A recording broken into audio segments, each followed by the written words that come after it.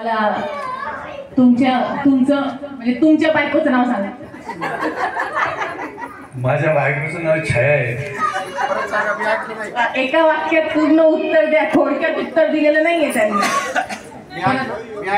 यांनी नाही ऐकलं बघा तुमच्या जिंदगीचं नाव. त्यांना स्वतःची जिंदगी दिली सोडणार आहे. तुमच्या जिंदगीला विचारताय काय नाव आहे म्हणून. माझ्या बायकोचं नाव छाया आहे. उद्याच्या पेपरला हे येणार आहे. चला तर सर मला एक सांगा ना, म्हणजे आता विचारू का नको मलाच प्रश्न पडलाय. एक गोष्ट अशी सांगा जी छायाताईची तुम्हाला खूप आवडते, एक गोष्ट अशी सांगा जी बिलकुलच आवडत नाही.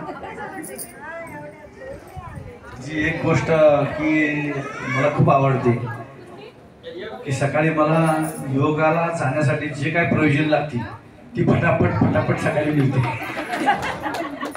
याच्यासाठी मिळते सर का तुम्ही कधी घराच्या बाहेर एकदाचे होता. बरोबर ना मला. ठीक आहे, दुसरी कोणती गोष्ट जी तुम्हाला आवडत नाही? सकाळी 3 वाजल्यापासून चालू असतं तसं आवडत नाही म्हणलं तर मग वाद होऊन जाते. मला सगळीच गोष्टींची आवडते. एखादी गोष्ट नाही आवडती म्हणलं तर तेच राग डोक्यात धरतील आणि सांगतील तुम्हाला आवडत नाही. दुसरी गोष्ट अशी ना, तुम्हाला एक सांगायचं आहे की जेवढे पण लोक आहेत ना सगळे यांचे विद्यार्थी.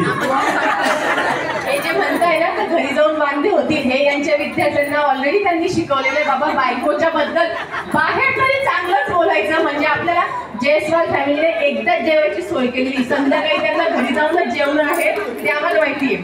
ठीक आहे मॅडम, मला एक सांगा ना, बिलकुल घाबरायचं नाही, आम्ही सगळ्या तुमच्या पाठीशी आहोत. मला एक सांगा ना, सरांची अशी कोणती गोष्ट जी तुम्हाला बिलकुल आवडत नाही? घाबरू नका, सांगून टाका. घाबरू नका मॅडम, घाबरू नका, आम्ही आहोत तुमच्या पाठीशी.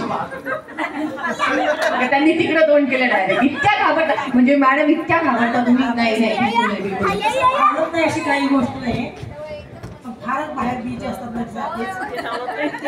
घरामध्ये थोडं थांबावं, वेळ द्यावा. जोरदार टाळ्या. ही तर सगळ्यांची कमेंट आहे बघा. यांनी स्वरा ग्रुपची विनंती स्मार्ट घेऊन सरांनी आता कबूल केलंय. त्यांनी चूक त्यांची मान्य केली आहे. म्हणजे याच्यानंतर ते घरी थांबतील.